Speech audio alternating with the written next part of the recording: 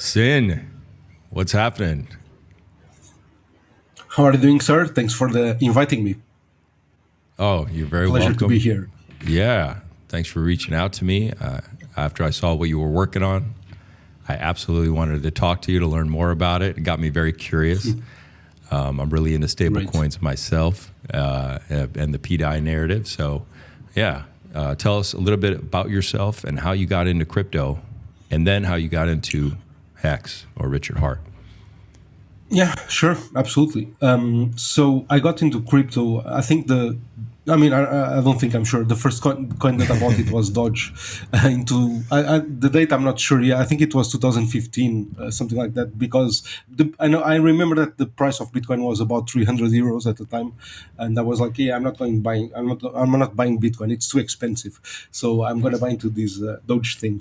And I mean, it was a smart move, but I was just lucky, right? It was random luck because at the time I understand little about markets, right? So yeah, but a bit after that, I got really interested in crypto. Honestly, because of Ethereum. Ethereum got me into smart contracts, the whole world computer thing, and I did dig into Bitcoin, of course, afterwards. I understood the power and the concept of hard money, basically, and that's, I think, where my journey started, basically. 2016 I started, properly buying crypto. The 2017 bull market was awesome. That's when I found Richard. I think it was 2017. And I kind of feel like I fell in love with the guy in terms of like the concepts that he shared, right? Right. And the way that he explained crypto was quite different, from everybody else. Which means one thing only, that he had been around for quite a long time, right? And he explained it very, directly, very. He was very, very objective, right, about his views in crypto. I found Richard in 2017. I met him the first time in 2018, when he went to Sweden to an event promoted by Avanon Tech at the time, I think. And I went there too, and I met him. It was really nice, because at the time he wasn't that big, right? So you could actually speak to him. He wasn't that famous at the time. Yeah. So we got I got to speak to him, listen to him, party with the guy, and he was awesome, right? And that was good, because I started working in crypto in 2018, and I was writing for different news media, basically.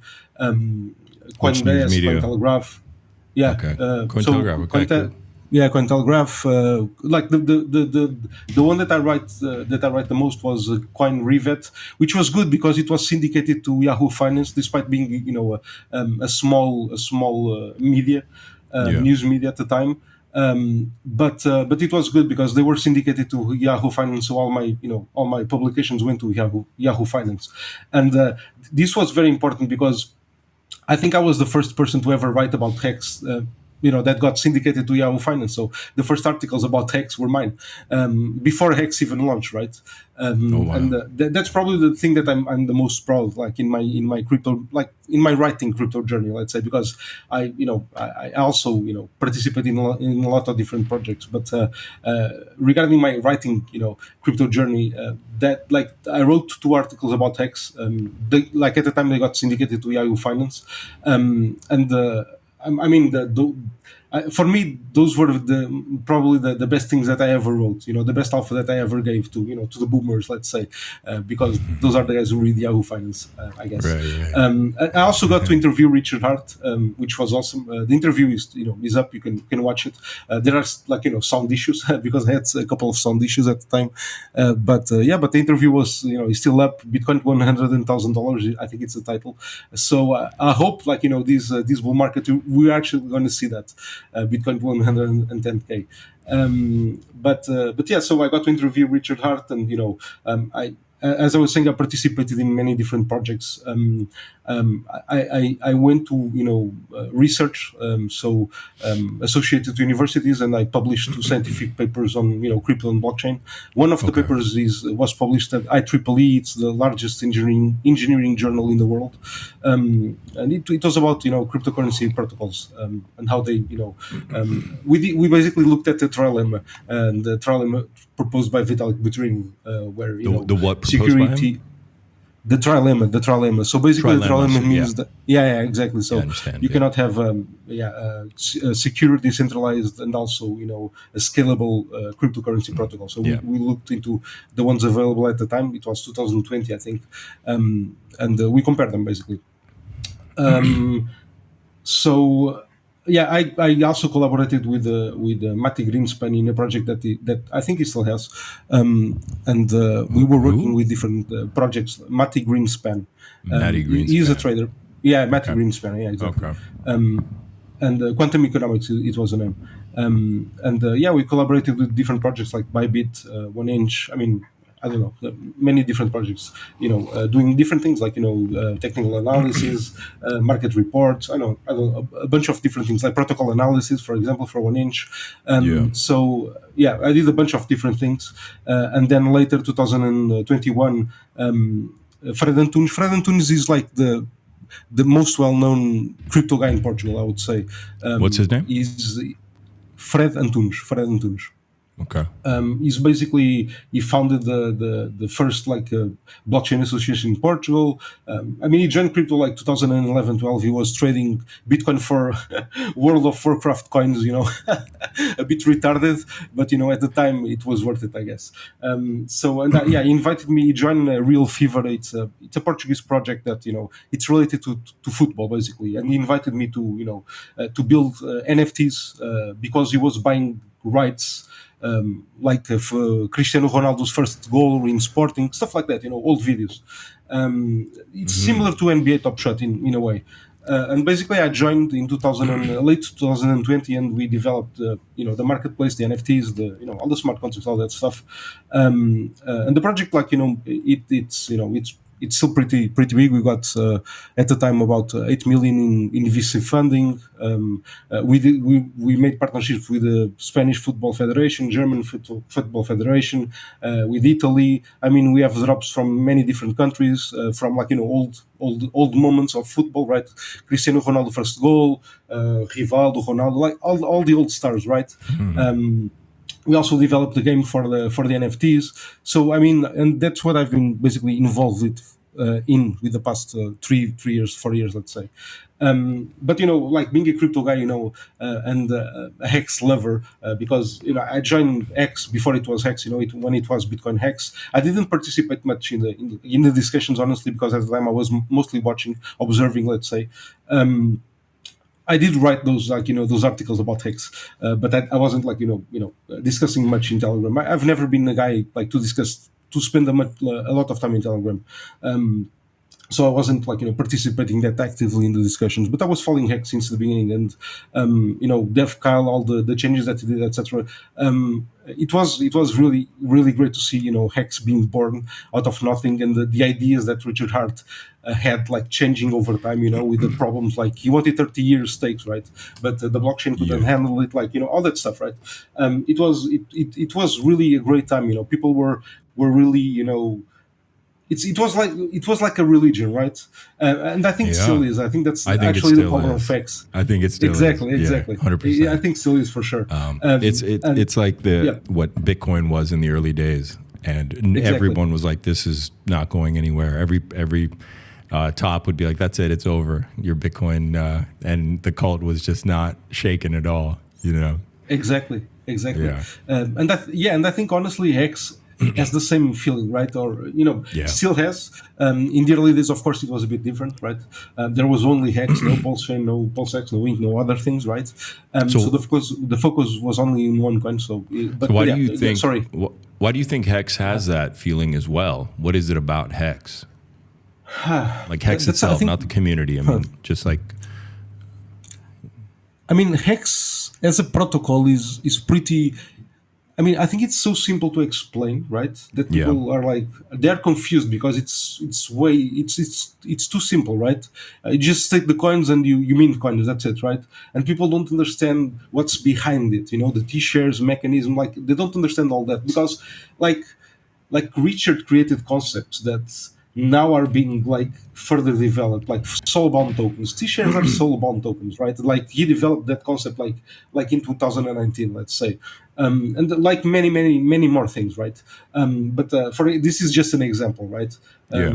But Like what is it? perpetuals, for example, Maximus Daw's perpetuals were like way more advanced than people didn't understand what they were looking at, right? So they Okay. thought it was just kind of like a meme coin, right? Like these Yeah. rich guys promoting this shit, like Andrew Tate does or whatever, right? It's Right. similar level, right? They didn't dig deep enough, and like they watched clips of Richard Heart, they didn't really watch all the like the full length videos. They didn't do like enough research, right?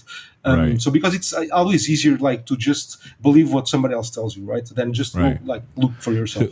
So do you think Yeah. Hex is going to last like Bitcoin? And what is it about Hex that will make it last the way Bitcoin did? Because they're definitely different for sure. Very Sure. different. Yeah. Yeah. Absolutely. I think. So what Yes, did you see absolutely. Of in course. Hex? Yeah. I think Hex will last like for sure. I think it's going to be way more volatile than Bitcoin because of its Yeah. properties, right? Because of the Yeah. properties of Hex. And I did a tweet. I think maybe it was yesterday, like comparing both because Bitcoin has two time clocks, let's say, or one time clock divided into two things: the difficulty algorithm adjustment, right? That sets the hash rate, let's say, how difficult it is to mine Bitcoin, right? Yeah. And it has the 10 minutes blocks, let's say, that distribute inflation every 10 minutes, right? Hex is a bit different, but it has two mechanics that work similarly, like the T-share rate and the T-share payout, right? The T-share rate is like the algorithm, the difficulty adjustment algorithm, but the algorithm, the difficulty adjustment algorithm adjusts ups and down, right? The T-share rate, it always goes up, right? It's the difference. And the other difference is that the Bitcoin inflation, goes down, right? Forever, right? It's disinflationary. Hex Yeah. it has a kind of fixed inflation 3.69, which it is disinflationary time because the more supply there is, like it gets diluted, right? But Yeah. but anyways, they are different, but they are very similar in a way, right? And I What do do you think, think? Like, are you a 5.5 staker? yeah, of course. Like not on every stake, right? I mean, I don't think No, that not on every, I but didn't need to do that. But yes, but I am a five so five five so stake, right? specifically, what gave you the confidence that this was going to last the way Bitcoin has now gone? What is it? 15 years? Yeah, 15 years. What's giving you Yes. the confidence? What was it specifically? I mean, I'm very objective, right? So I at the and even now, right? I can say that I believe that it will last, right? And it's a bet, right? I'm just making a bet that it will last this long. And if it does, I think the price is going to be way up higher than the levels that we're seeing today, even like higher than 50 cents, right? So Oh, for sure. that's my Yeah. that's my belief, right? And because of this belief, I created 5555 stakes, right? But Right. but apart from a belief, I cannot say that it's going to last like as long as Bitcoin, right?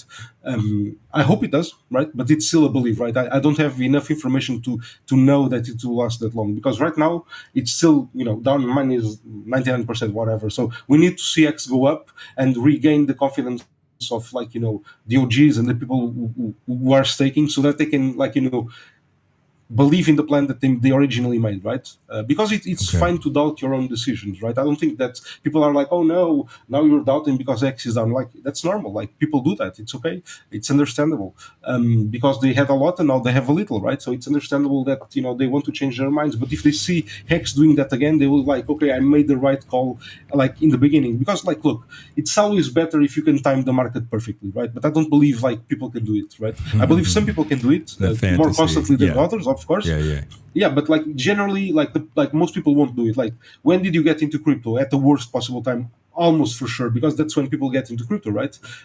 Like generally speaking, right? So I don't think like most people can beat the market.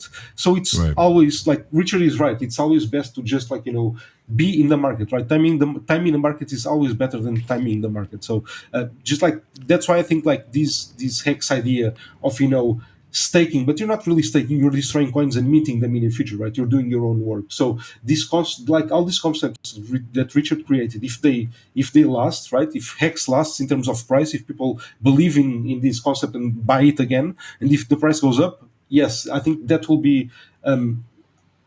Well, at least for me, one more bull run where the price, goes to a higher level and then it dumps, and but at higher lows, right? It will be enough for me to believe that it will continue to do that, right? So you But need to see again, one more. But was there something technically Yeah. that? Because Oh we're yeah, gonna definitely. Technically, Hex is amazing, bro. Like if you're into smart contracts, man, like, there's nothing like Hex. Like technically speaking, like forget about it. It's pure innovation. T-shares are crazy. Like honestly, like in terms of how it was developed, it's absolutely insane because you're not creating like any tokens. It's literally how Richard explained it. It's an Excel spreadsheet, right? And T-shares are literally like that. And like this concept that it's immutable, it's unbreakable, and only you can do the work. I think it's overlooked. But look, it's like privacy, right? Like, shouldn't Monero be worth much more than Bitcoin? I mean, probably, right? It has like privacy. It wasn't hacked. Like like right? Maybe not as much as Bitcoin, of course, but like probably a bit higher than what's like worth today, 100, whatever the price is. I know it's not that high, right? So because Monero is like awesome privacy, awesome features, right? But do the features make the price? No, they don't. It's the community, it's the people buying the token, right? So that's why sometimes I don't focus on Hex, technical features, because they are awesome. They are absolutely insane. The way that Hex works is amazing, and it's really, I don't think it's breakable. You cannot break it. Fisk may Right. affect how the market looks into X because of staking, etc. But as a project, I think it's amazing. But like technical features don't make the price, right? Because people sometimes Yeah. confuse like There's other elements, utility right. with price, right? Yeah, Right, exactly, right. exactly. Okay, because you you've staked a lot on Hex because you've designed a protocol around it. Sure, absolutely. Yeah. Hex One, the stablecoin. So yeah, Hex won the stable. So yeah. exactly.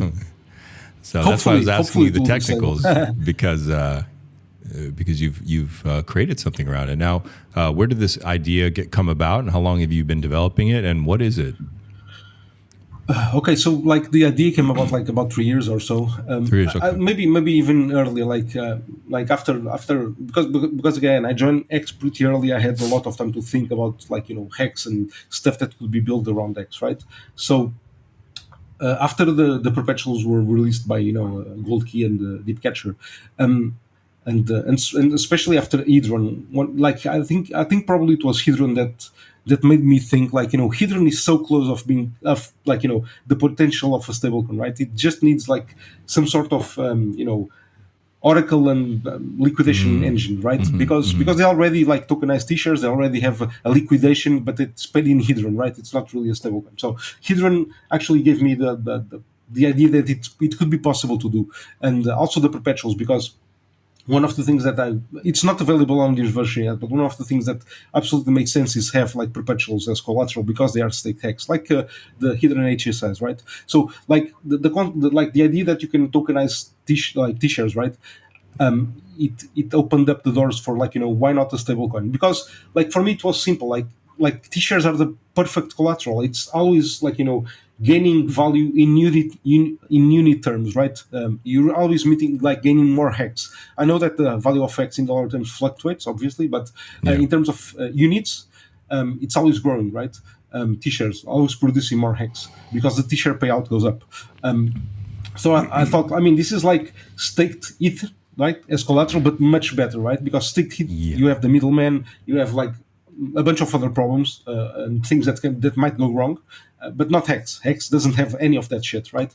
It's really decentralized. So the vault can just deposit your Hex for you, mint the T-shares, and you can have the dollar value of your deposit. And this was poof. This is super logical. It does make sense. I'm going to build this, right?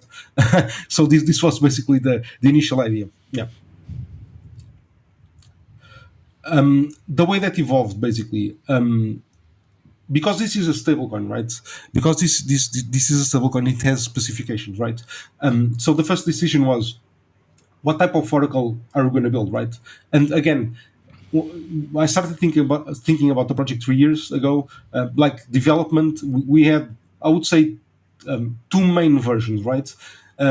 The original one, which was done with the original team, the first guys that I work with, and then we kind of scrapped that version. We took, like, the useful stuff like the vault, etc., and then we built a new, a better version around it. Like, and this version is the one that you see, the one that's live, and we started working on this version like November, December last year.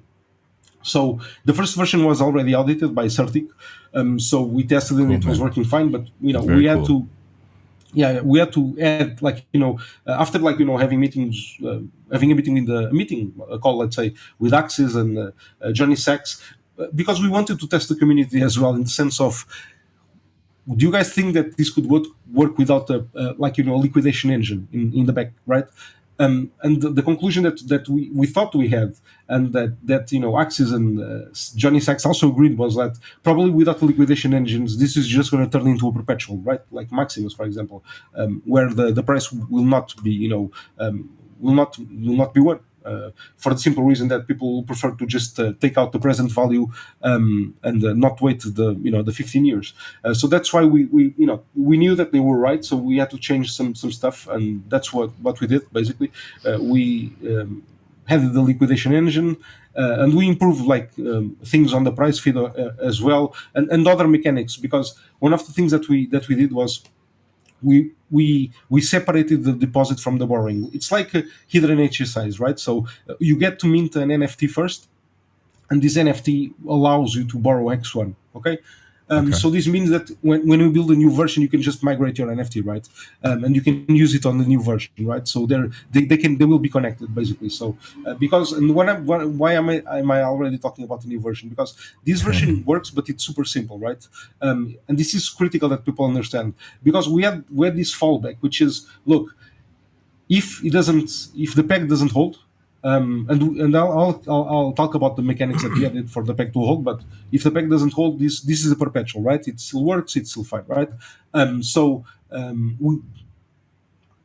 What mechanics that have we put in for the peg to hold, basically, because that's the important question. That's why we call it a stablecoin, right?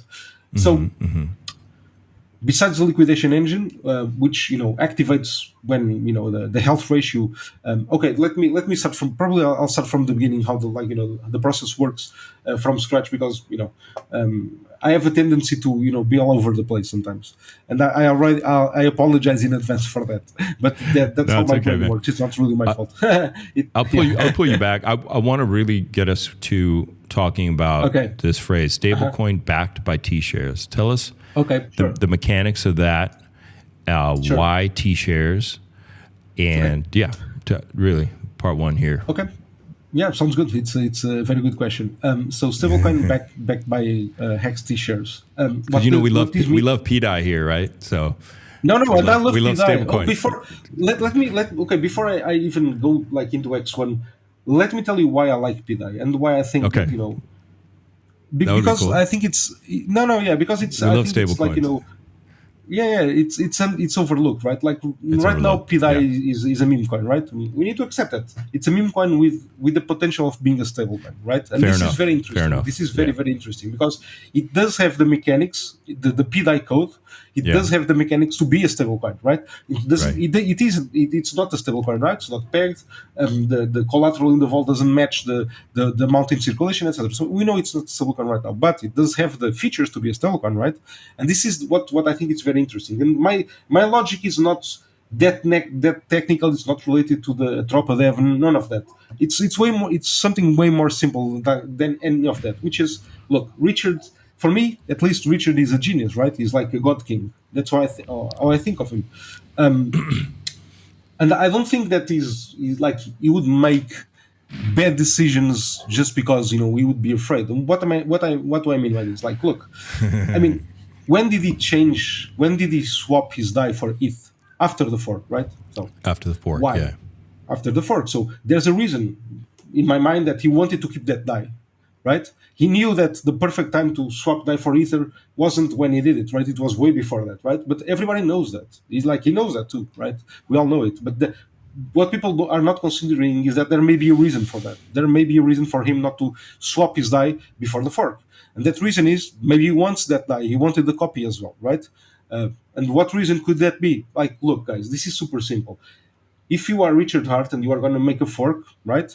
Do you want the value of the new coins to be worth the same or less or more than the other ones? Probably equal or more, right? That's probably his logic, right? Ideally, eventually, yeah, ideally, yeah. I'm just talking about ideally, of course. Yeah. So if he kept the coins, right? If he kept DAI until the fork, right? As far as I know, he hasn't sold like the P DAI that he holds, right? So as the other P coins, right? So I think it's stupid not to think that he wants that. He wants the forked coins to be worth the same as the original one. So I don't see a reason for DAI not to be able to reach one, especially because if the value that's locked in the vault of PDAI, right, the collateral, let's say, may it be USDC, may it be PLS, doesn't matter, right? I hope it's more PLS, right, at some point. But whatever the collateral is, if it's worth enough that the coins in circulation, are, if the collateral is worth more than the coins in circulation, I don't see a reason why it shouldn't be a stablecoin, right? From that point on, onwards. But right. For me, 100%. even more basic than that is Richard, keeping his DAI until the fork and not selling, right? I mean, he wants the copy, so he wants, and he was the largest holder of DAI. People need to realize this. He was the single largest holder of DAI. So if the single largest holder of DAI wanted the copy of the DAI, that might tell you something, I think. So yeah, my reasoning is this one. It's simple. If the it's single largest holder of DAI was determined to make sure he got copies. Yes, exactly. What does that tell you? Yeah. Copies that in simple, the beginning right? he knew would be worthless. Yeah, of course. Yeah. We all know that. Yeah, sure. But my reasoning is this one, right?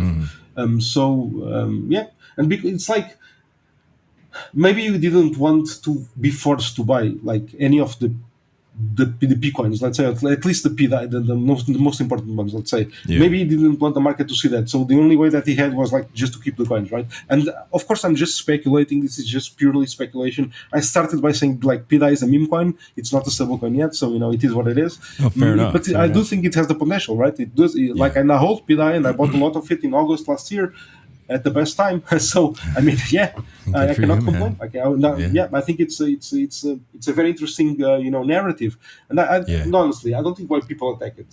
I mean, it's not we know it's not a stablecoin. Everybody realizes that, but it does have the potential. It would be good for Pulse Chain if it was a stablecoin, right? And I know it has a lot of problems. The people who bought it at like I did, right, at a very very low price will be incentivized to sell when it's around one, right, and that will create sell pressure, etc. But again, I come back to the collateral, right? If the collateral is worth enough, then why not? I don't know. I don't see a reason why not to. So you chose a collateral for Hex 1 T-shares. Mm-hmm. Yes. Okay.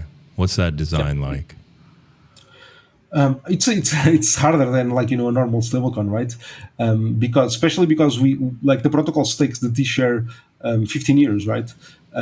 But that was the whole idea. The whole idea is that because T-shares are generating more hex every day, right? Mm-hmm. And the number of hex that are generated keeps growing in time. That could be the very perfect collateral for a stablecoin, right?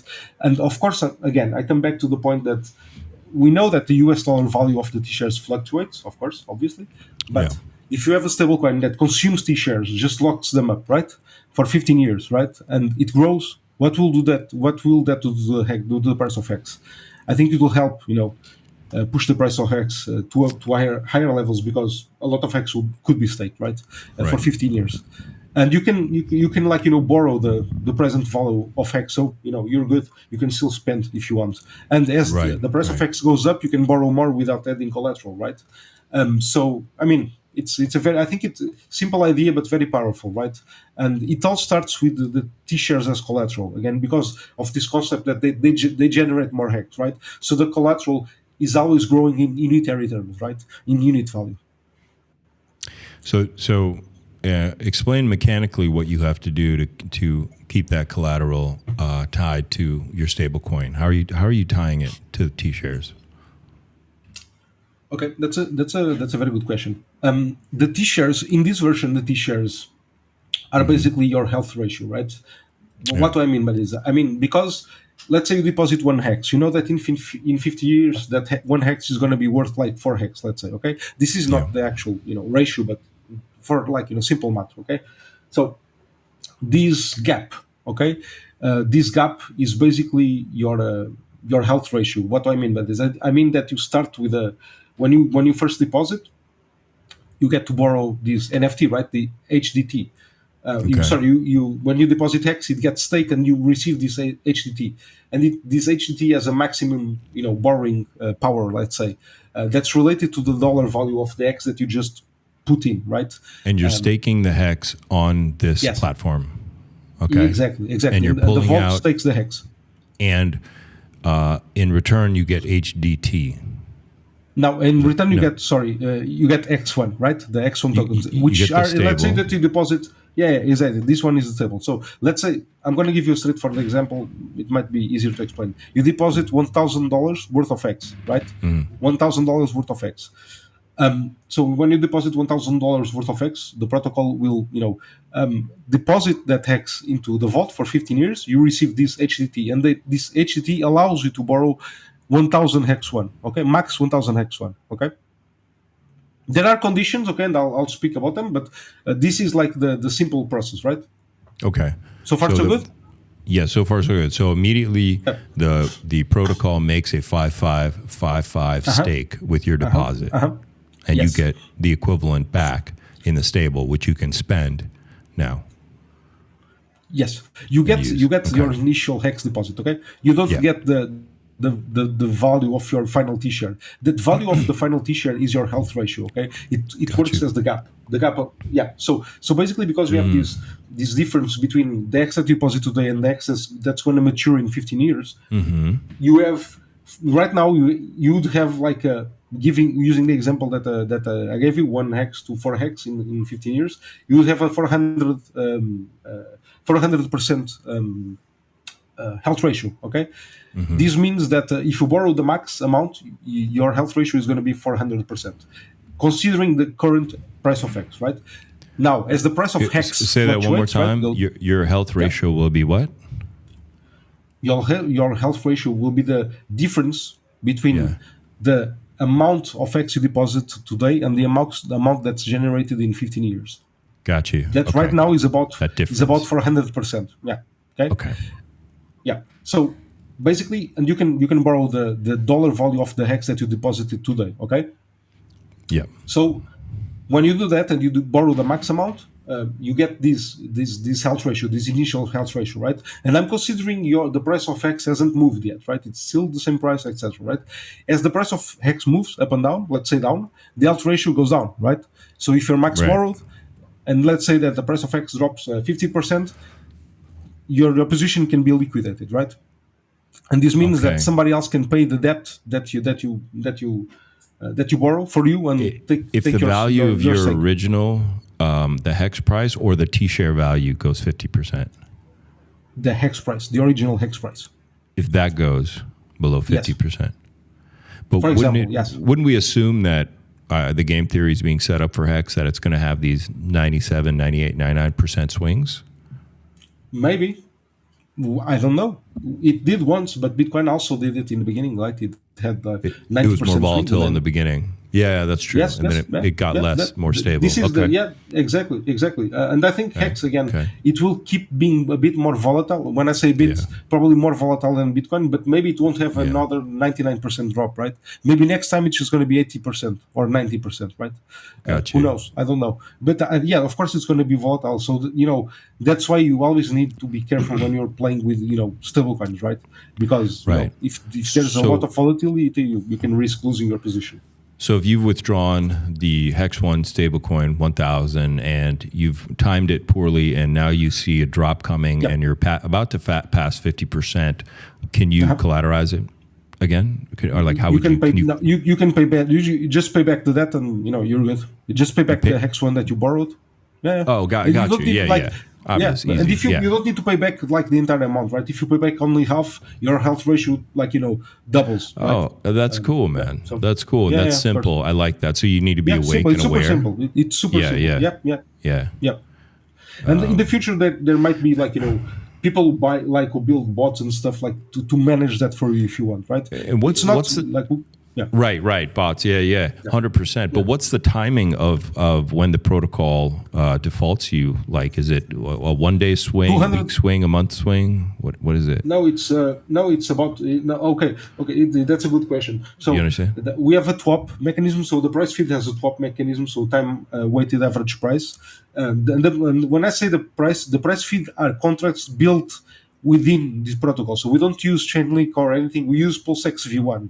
Okay, different pools, 5 different pools actually. So Yeah. there's a lot of capital deployed. So it's very difficult for, like, a single entity to affect the price of X, because the price oracle uses 5 different pools of the V1 that has a lot of liquidity. So it's very hard to Right. affect the price of X through trying to buy or sell, right?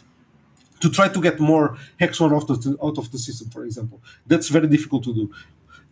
But and repeat your question again. Oh, okay, yeah, I remember. So if the price of X, like, let's say that the price feed is executing every 5 minutes, right? And this, again, let me just give you a note. Anybody can run the price feed. Anybody can run the price feed bot and get paid in Hexit, okay? This is a bot. It's available. Anybody can run it. Just run the bot, and if you are the one updating it, you'll get paid in Hexit, basically, which is the incentive token of the protocol. So the price feed, the price oracle, is also decentralized. So if the price of X moves, let's say, enough that your health ratio goes below 250%, okay, that's when your position can be liquidated. That can happen at any time, right? Like, can happen, like, you start your position, like 10 minutes later, Hex dropped so much. Like, I don't think it's going to happen, of course, but potentially it could. Oops, sorry. So you don't have, like, a weighted average for, like, it has to do that kind of swing over a week, or, like, you literally could be like somebody just dumps a big thing the next day. Okay. If the price goes, like, below a certain, but look, it's very hard. It's fiery. It's temperamental. But it's hard because the price of X, like, let's use the same example. If the price, the example that we were using, right? You started you max borrowed, your health ratio is for 100%. The price of X hasn't moved. You were very unlucky because, like, Bank X decided to dump everything at once, right? Yeah, they just dumped everything at once. The price of X moved, like, I don't know, 50%, right? If it moves 50%, you're going to be probably very on the, like, literally on the edge of, like, your position being liquidated. But it's not that easy for X to move 50% in a day. It can happen, of course, but it's not that easy, right? So if you don't want to take that risk, just don't max borrow, bro. Just, like, borrow a bit less, like, have your health ratio, like, 1,000%. You don't risk it because Hex is not going to drop 90% in a day, for sure. So if you put in the $1,000 and you get the 5.5 stake, it's on the platform. Just withdraw half, withdraw a quarter, something, whatever. To keep your health ratio very high. You don't have to max withdraw. So of course, to be said, and can you have stages to your withdrawal? Like, maybe this week I take out. You just can take out as you need. You can do whatever you want. Look, and this is there's something even better, like, that if it's the other direction, if the price of X goes up, right, instead of going down, you can borrow more without adding collateral, right? So because your position is worth more, right? Your initial position is worth more. Your health ratio went up. Yeah, you can take out more. Oh, okay, got you. You can take out more. Yeah, you can take out more. Yeah, you can always borrow, like, to the max, which is the initial. Like, it's all that, like, the health ratio is always going to be that gap, right? I like this. I like this right now. Yeah. I'm starting to see the game. Keep borrowing more as the price of X goes up. Yes. This is cool. I know we're almost out of time. We're definitely. Let me just tell you that, like, there's 2 limitations. One limitation is you cannot borrow if the peg. So the peg is Hex1 DAI. If the peg goes below 0.9, or 0.9 or below, the borrowing functionality it doesn't work. It just turns off. And you can borrow up to 100% of the deposit that you made, right? Yeah. Like I was Up to explaining. 100. Yeah. But there's only one condition: you cannot borrow more than 1% of the liquidity pool available. Okay, the amount that you are borrowing Okay. cannot be Okay. higher than 1% of the LP available. Okay, Okay. Okay. yeah, So simple. liquidity pool. Yeah. Otherwise, it would be probably people would just dump it, right? I'm guessing. Maybe not. Maybe they wouldn't. But who knows? Yeah, I have to think about And this okay, now. This is cool. I mean, yeah, I didn't think know about about it, the man. game mechanics before. Yeah, I feel like I'm going to have a lot of more course, it's fine. questions now. No. Yeah, it's fine. It's absolutely. And look, this is just to conclude my idea. This is a very simple version, guys. Okay, this is a simple version that we wanted to build as concept, right? No admin keys, finished product. Like this is hard to do. Like something like this, it's hard to do because we cannot tweak it after it's released, right? So, Yeah. but this is just like, and again, the reason why we were confident, okay, we can release it as it is, because even I don't want this to happen, of course, and we built the mechanics hopefully for this not to happen. But if it depegs and the peg doesn't return, it's fine. It's just a perpetual like Maximus, right? You don't lose any money. It's absolutely fine. You might lose your positions if the peg goes. Sorry, if you're liquidated, right? But apart Right. but that will help the peg hopefully go up, right? Because it takes Okay. X1 out of the market. But it just turns into a perpetual. I don't think that is going to happen. I think the mechanics that we embedded are enough to hold the peg. Yeah. Hopefully, again, this is like Okay. all hopeful, because this is I'm- it's not a hard fork. It's like built from scratch, audited Yeah. 3 times, but we don't know. This is a new thing. It's that's why if you go to the Bootstrap page, it says the protocol is experimental, and we That's what I was gonna basically say. we have a maximum amount that we can deposit, right? We don't. Okay, let so you, the next time we talk, I'm going to talk to you more about the game mechanics and 100% about protocol security and all that stuff, admin keys, etc. But right now, you just nailed what I was going to ask you for now. So as we wrap this up, because everybody wants to know incentives, there seems to be a timeline here under Bootstrap. Tell us really quick what this is about and what is the incentive to do this in this time period. Okay. This is a liquidity bootstrap, right? So the money that you put in, it's going back to you. 75% of the US dollar value that you deposited comes back to you as Hex1, and the other 25% going to the liquidity pool Hex1 DAI. So we don't get anything out of it, right? It goes only to the user and the protocol. Okay. So the idea is that this is a stablecoin, so it needs some liquidity, right? At least some initial liquidity to to help holding the peg, basically. This is just slippage. You can adjust the slippage of your transaction if you want, right? Okay. But you can deposit a minimum of $1, like right now a maximum of $5,000 in in Hex, WPLS or PLXX. There will be a claim period after the bootstrap ends, 1 week that you have to claim the X1 tokens, and you also get an incentive token, Hexit. And the sooner that you participate, the more Hexit you earn, right? That's simple stuff. Basically that's it. You can later use the Hexit and the X1 if you want to participate in the farms, for example, and mine Hexit, the incentive token. Okay. Yeah. Cool, man. But don't forget, 75% of the dollar value that you use in the bootstrap goes back to you in Hex1. Okay, so immediately, it's not, it doesn't. Yeah, not immediately. When the bootstrap ends, you claim the Hexit and you receive Hex1 and Hexit. And don't forget, that's above the amount you can withdraw on your. You still have 100% left that you can withdraw. So you're getting an additional 75% if you bootstrap. No. Okay, no. Let me The bootstrap really is separated from. It's fine. The bootstrap is separated from the borrow, right? So what I mean by this is that right now the borrowing functionality is disabled. It's disabled until the bootstrap ends. Okay. Because we don't want people just borrowing Hex1 without a proper liquidity setup, right? Otherwise the peg would break immediately, right? But we need some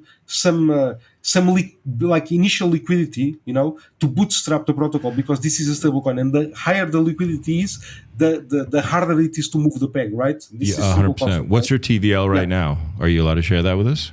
Yeah, of course. You see it for yourself. I can share the address, the bootstrap address. It's public. Right now it's about. Let me just see here. I think I have it open here. We have about almost 10 million hex deposited. But 10 million hex. It's only 25% of this value goes to liquidity. The other value goes to the user. Okay, Right. so it would be like 2.2 million hex into liquidity. So it's divided by Okay, let me do the so 60K in dollar value, it's 60K. So let's say 25%, 6K, 12K, about 12K, I would say. No, a bit less. Sorry. Okay. About You can send 7K, me. 7K liquidity right now. Yeah, Okay. that would go to the liquidity. Yeah, so about 7K. Definitely send me some links. I'll add them to the video. Sure. And for the audience, you guys have any questions, definitely put them down because I think CIN and I are going to chat again. There's a lot to go over. Of course. Absolutely. And This was just an introduction of who I am. This is an introduction. I'm glad we'd been trying to catch each other really quick, and I'm glad that we found this time. And I know it was short, but we're going to do it again. Give us how people can reach you if you want them to. Do you want them to reach out to you, and anything you want to say as we close out here? Yeah, absolutely. Thanks. I mean, you can reach out Hex1 Crypto on Twitter. And on Telegram it's Hex1 Protocol. The group name, so you can just go in and ask any questions that you want. I'm always there, right? You can contact any of these pages, and it will be me replying. So. Yeah. Okay. It's the protocol is not me, right? We have a team, but I'm the guy that's the founder, so I'm answering questions just easier. Right? Yeah, and we got the founder. We'll talk about the team later too. I know people are going to be curious, sure. Especially as it's growing. You can see them on GitHub if you want, the guys who developed as well, because again, the code is public, so GitHub Hex1 protocol. You can just check the code. Everything is public, so go. Okay. Please do some due diligence on me and on the protocol, and make sure that I'm not scamming anybody, please. Because that's really important, guys, honestly. And right now in Pulsion, we have seen too much liquidity stuff that's not really good. So please, go check everything that I'm saying. Yeah. You guys check him out thoroughly. Any questions, send them out to him. CIN, you're super cool, very interesting guy. I would definitely love to talk with you again. And thanks for meeting up last minute, man. It was good. Yeah, thanks for the opportunity, man. And you have a very nice show. I've seen a couple of the interviews that you did in the past. The PDI one, for example. Oh, the PDI it was very good, man. It was very good. Oh, right on, man. Appreciate that. And cool, man. Until we talk again. Yep, my pleasure. I'll see you later. Bye-bye.